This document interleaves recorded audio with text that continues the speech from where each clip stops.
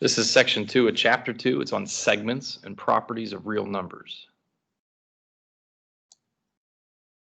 Here's a quick review. You name a point with one letter. You name lines, segments, and rays with 2 letters. Just make sure you have the appropriate shorthand notation over top. You name planes with 3 letters. This is what we learned last section.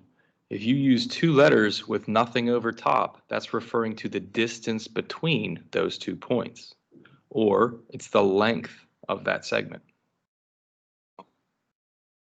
So you're going to see that a lot. We got to make sure that we know what it means and we're reading it correctly. So here's an example. Points A, B, and C are collinear points. If the distance from A to B is 12, the distance from B to C is 48, and the distance from A to C is 36, determine which point is between the other 2. There's no diagram here, but you can definitely draw one if you want to.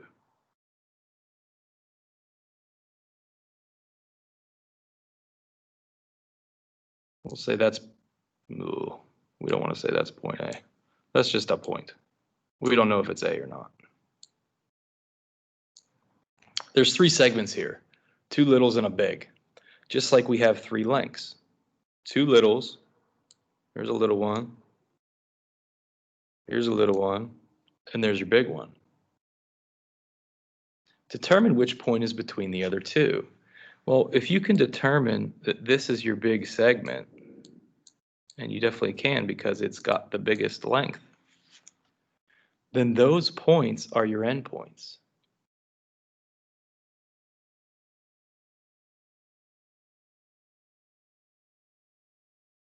So B and C are your endpoints. The other point, A, must be in between the other 2.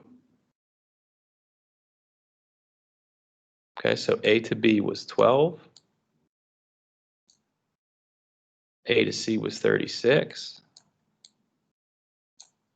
And then 12 and 36 together make this big segment length, which is 48. Okay, so determine which point is between the other 2. It's definitely A.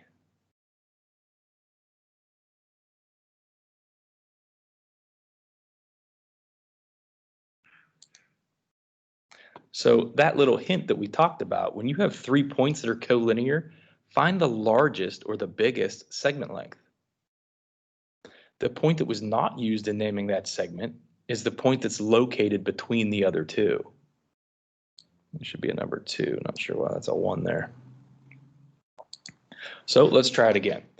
Here's 3 new points. Point R, S, and T are collinear.